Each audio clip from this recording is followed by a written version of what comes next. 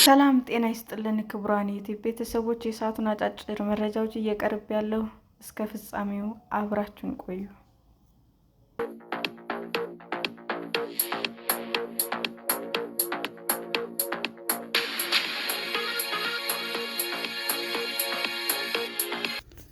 ብልጽግና ፓርቲ የአብንና የኢዜማ አመራሮችን በሚወዳደሩባቸው የምርጫ ክልሎች እጩ አላቀረበም።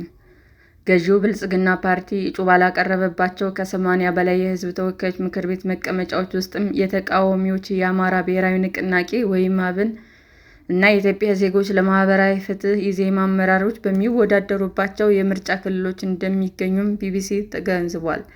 ቢቢሲ የተመለከተው የእጩዎች ዝርዝር እንደሚያሳየውም የአብን ሊቀመንበር ዶክተር በለጠ ሞላና የኢዜማ ሊቀመንበር ኢዩብ መሳፍንት እጩ ሆነው በቀረቡባቸው ምርጫ ክልሎች ብልጽግና ተወዳዳሪዎችን አላስመዘገበም።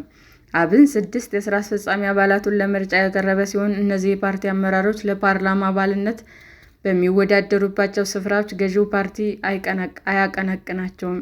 ግንቦት 28 2018 ዓ.ም የሚካሄድ ተብሎ የሚጠበቀው 7ኛው አጠቃላይ ምርጫ 10,919 የፖለቲካ ፓርቲና የግል ተወዳዳሪዎች በእጩነት ቀርበዋል።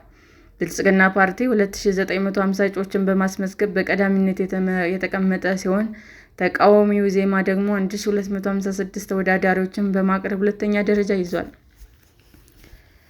ሌላኛው ተቃዋሚ ፓርቲ አብን ለዘንድሮ ምርጫ ያቀረበው 70 እጩዎች ነው። ከእነዚህ ውስጥም 16ቱ ያህል ለሕዝብ ተወካዮች ምክር ቤት ይወዳደራሉ። የኢትዮጵያ ብሔራዊ ምርጫ ቦርድ መረጃ እንደሚያመለክተው ግንቦት ላይ ውድድር የሚደረግባቸው አጠቃላይ የሕዝብ ተወካዮች ምክር ቤት እና የክልል ምክር ቤት ወንበሮች ብዛት 3,463 ነው። ቢቢሲ በተመለከታቸው የእጩዎች ዝርዝር መሰረትም ገዢው ብልጽግና ጨምሮ አንድም የፖለቲካ ፓርቲ ለሁሉም ሀገራት ምክር ቤት መቀመጫውን መወዳደር የሚያስችል እጩ አላቀረበም። ብልጽግና ፓርቲ 547 መቀመጫዎች ላሉት የሕዝብ ተወካዮች ምክር ቤት ያቀረበው 466 እጩዎች ብቻ ናቸው። ይህም ገዢው ፓርቲው በዘንድሮ ምርጫ 81 የሕዝብ ተወካዮች ምክር ቤት መቀመጫዎች ላይ እንደማይወዳደር ያሳያል። ፓርቲው በአማራ ክልል ከማይወዳደርባቸው የሕዝብ ተወካዮች ምክር ቤት መቀመጫዎች መካከል ለ7ቱ ተቃዋሚውን አብን አመራሮችና አባላቱን እጩ አድርጎ ያቀረበባቸው ናቸው። ከእነዚህም ምርጫ ክልሎች አንዱ የአብን ሊቀመንበር እንዲሁም በጠቅላይ ሚኒስትር አብይ አህመድ ካቢኔ ውስጥ የቴክኖሎጂና ኢኖቬሽን ሚኒስትር የሆኑት ዶክተር በለጠ ሞላ የሚወዳደሩበት ራያ ቆቦ ነው። ብልጽግና በዚህ ምርጫ ክልል ለክልል ምክር ቤት የሚወዳደሩ እጩዎች ቢያቀርብም ለተወካዮች ምክር ቤት ግን ተወካዮች አላስመዘገበም። የአብን ምክትል ሊቀመንበር እንዲሁም የአማራ ክልል ባህል ቱሪዝምና ስፖርት ቢሮ ኃላፊ የሆኑት መልካሙ ጸጋይ ለሕዝብ ተወካዮች ምክር ቤት በሚወዳደሩበት ላይ ጋይንት አንድ ምርጫ ክልልም ብልጽግና እጩ አላቀረበም። ብልጽግና የፓርላማ እጩ ያላቀረበበት ሌላኛው ምርጫ ክልል ኮንታ ባር ነው። በዚህ ምርጫ ክልል የአዲስ አበባ ከተማ የመንግስት ንብረት አስተዳደር ባለስልጣን ዋና ስራ አስኪያጅ እና የአብን የሕግ ጉዳዮች ኃላፊ የሆኑት አቶ ዮሴፍ ኢብራሂም ይወዳደራሉ። የአብን የሕዝብ ግንኙነት ኃላፊ እንዲሁም የኢትዮጵያ ፖስታ የአቅርቦትና ፋሲሊቲ ቺፍ ኦፊሰር የሆኑት አቶ ጋሻው መርሻ የሚወዳደሩበት እስቲ አንድ ምርጫ ጣቢያን በተመሳሳይ ብልጽግና ለተወካዮች ምክር ቤት እጩ አላቀረበበትም።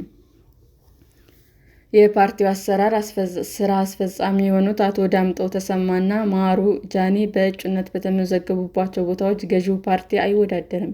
የቀድሞው የፓርቲው አመራር ጣሂር ኢብራሂም አብን ወክለው በቀረቡበት የሕዝብ ተወካዮች ምክር ቤት መቀመጫ ከብልጽግና ጋር አይፎካከሩም። ገዢው ፓርቲ በአዲስ አበባ ከተማ ከማይወዳደርባቸው 3 የሕዝብ ተወካዮች ምክር ቤት መቀመጫዎች ውስጥም በሁለቱ ላይ በእጩነት የቀረቡበት የተቃዋሚ ፖለቲካ ፓርቲ ኢዜማ አመራሮች ናቸው።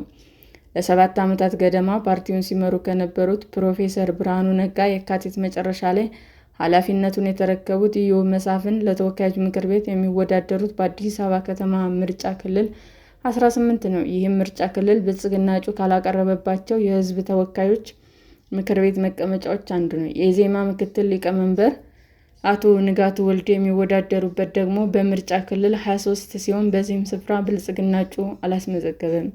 ገዢው ፓርቲ የማይወዳደርበት ሌላኛው የአዲስ አበባ ከተማ የተወካዮች ምክር ቤት መቀመጫ የሚገኘው በምርጫ ክልል 11 ነው። በዚህ ምርጫ ክልሉን ከሚወዳደሩ እጩዎች መካከል ትብብር ለኢትዮጵያ አንድነት ወክለው የቀረቡት የተወካዮች ምክር ቤት አባሉ አበባው ደሳለውና የኢዜማ ትይዩ ካቢኔ አባል የሆኑት ዶክተር ሰይፈ ገብርኤል ተሾሞ ይገኙበታል። ብልጽግና ፓርቲ የኢዜማ አመራሮች በሚወዳደሩባቸው የምርጫ ክልሎች እጩዎች አለማቅረቡ መጀመሪያ የተዘገበው የበይነ መረብ መገናኛ ብዙኃን ኢትዮጵያ ኢንሳይደር ነው። ኢዜማ ይህንን ዘገባ በመቃወም ቅሬታ እንዳቀረበ መገናኛ ብዙኃን ዘግቧል።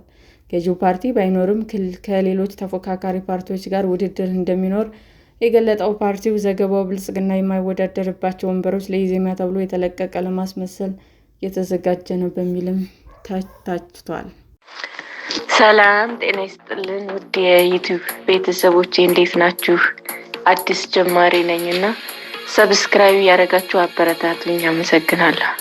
የዩቲዩብ አድማጮቻችን ለሰዓቱ ያቀረብኩላችሁ አጫጭር መረጃዎች ይህንን ይመስል ነበር። በሌላ መረጃ እስክንገናኝ ሼር፣ ላይክ፣ ሰብስክራይብ እንዲሁም ቢቀርብልን የምትሉት መረጃ ካለ ኮሜንት እያደረጋችሁ ቸር ቆዩን።